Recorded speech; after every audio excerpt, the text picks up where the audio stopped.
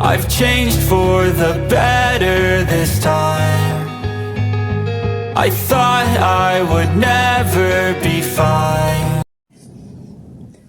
Hello po mga kabayan at mga kalingap. Kumusta po kayo? Magandang buhay muli. Analisa Reality Vlog, nagbabalik. Reaction po ako ngayon kay Kuya Jason po, Mr. Benty Boy Vlog. Sana po bisitahin niyo po yung kanyang YouTube channel. Suportahan po natin siya.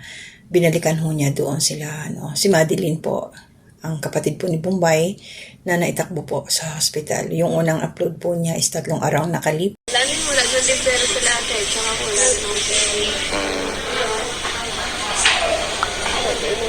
dahil pa nababaka inject daw to sa akin. Ay, pag-inject. Ibig sabihin, kagabi pa yung reseta? Oh, yes. Mag-ano na, hapon na? Iningi na ako ng natal na hindi ko po nabibili. Diyan mo nito din para mabili na yung yung nasa reseta mo. Pagpasensyahan mo muna yan, ha? O, mamisis na ako kay Kalinga Pro, baka hindi man alam makahingi tayo ng kahit kunting tulong. Mabait man yun. Oo, pambira. Mamaya kayo sa papadala ka ay papabigay. Oo, walang problema. Malay mo, ako naman ng hospital, di mabisita ka sa akin. Yan, biro lang. Pero wag po hospital. Ha? Wag mo. Huwag na, mahirap mag-hospital, mahirap magkasakit. Tapos meron ng kasunod dito na 2 days ago kasi meron pong nag-share ng blessing. Pero bago ang lahat, to my new subscribers, thank you po sa suporta. Mga silent viewers na sa comment section, nagta-thumbs up, mga nag-share, mga hindi po nag-skip ng ads. God bless po sa inyo. Maraming salamat po. So yun, napanood ko po ilang araw na rin yung vlog ni Kuya Jason patungkol doon kay Madeline. So pinuntahan niya ito sa hospital dahil nga para may pulmonya yung bata, nagtatrabaho, nagsisikap. Ito yung kahinaan ko, yung nakikita kong may na-hospital. Na talaga ako, parang nanlulumo, naiyak ako kasi siyempre may mga experiences din tayo. At kahit ngayon din, So, ito po yung panawagan ko na rin sa comment section po, hindi mo makakatulong sa bata. Yung mga iba, na huwag nyo nasisihin kasi dati ho itong nandun kay Kalinga Prab.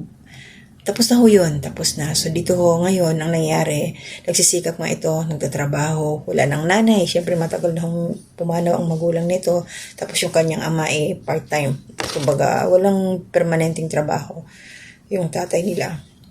So ito si Madeline na lang kumikilos, tapos si Kulot, yung isang kapatid niya, tinutulungan ni Kalinga Prab, pinapaaral, may allowance, tulong-tulong din dun sa bahay. Siyempre, ganun naman yun no? So, dito po kay Madeline, laki na ibinagsak ng katawan ng batang to. Sa tutusin ko, sa sipag lang, masipag naman yung batang to, yung yung kalusugan, kailangan alagaan muna. At salamat kay Kuya Jason dahil nag-message nga lang tong bata. Hindi siya nagdalawang isip, pinuntahan niya kaagad. Inabutan niya ito para makabili ng gamot. Walang bantay kasi si Sheena, alam naman natin may baby. Dumidiskarte rin para sa panggastos doon sa hospital. Mahirap po talaga yun nandoon ka tapos yung suntok sa buwan na wala kang naipon, wala kang madudukot, mag-iisip ka kung kani-kanino ka lalapit. Ako naunawaan ko yun, ang sakit, sobrang sakit. Kaya mga kalinga, mga kababayan, suportahan po natin yung mga vlog ni Kuya Jason. Pakashare po. Lalo na ito ngayon na binag niya kay vlog niya kay Madeline. Huwag po tayong mag-skip ng ads dahil malaking bagay ho yun. At dito ho sa sunod na bisita niya, maglalagay po ako ng resibo, insert ko na lang.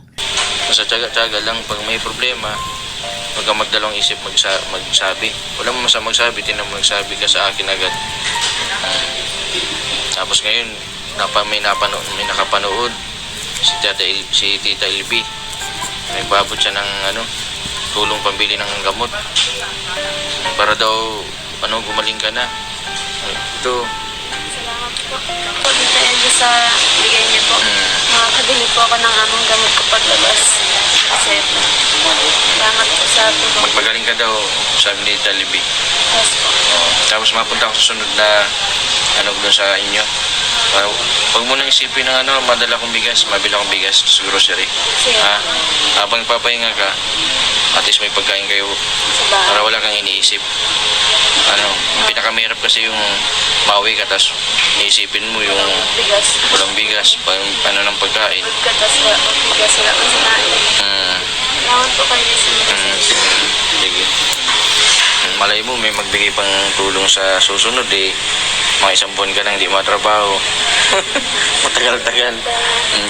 Kaya ka mo lang nagtatrabaho kasi kailangan nyo makasurvive. Pang araw-araw, may kat pambili ng mga kailangan nyo sa araw-araw. Ano po sa bilis sa Hatian na kami kulit sa bahay.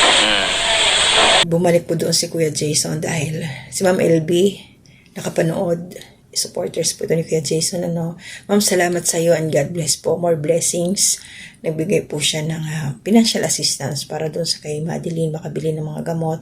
So nagpasalamat yung bata dahil pag nakalabas na daw siya, syempre alam naman ho natin na once na lumabas ka na sa ospital, may mga reseta pa yan na inumin mo, gamutan pa doon sa bahay. At na-stress to Narinig ko yung timbang niya, nasa 30 plus lang. Hindi ako nagkakamali, 37, gano'n. Sobrang magaan. Siguro, syempre, sa pagkain din, hirap sila. Ilan pa sila doon sa bahay nila?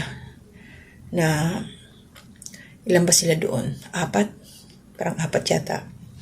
So, 2 lang sila nagtutulungan. Nakakadurog ng puso, Pero Kuya Jason, shoutout po sa'yo. Ang tangay maitutulong ko lang din ho sa inyo is yung panoorin, yung mga vlog ninyo, i-share ko ho. At hindi ho ako mag-skip ng ads. At yung mga makakapanood din ho, please, i-share nyo na rin po yung mga upload ni Kuya Jason para mas marami pa ho siyang views. Alam naman ho natin na doon talaga doon tayo kumikita sa views, pag hindi pag-i-skip ng ads para mas makatulong pa to si Kuya.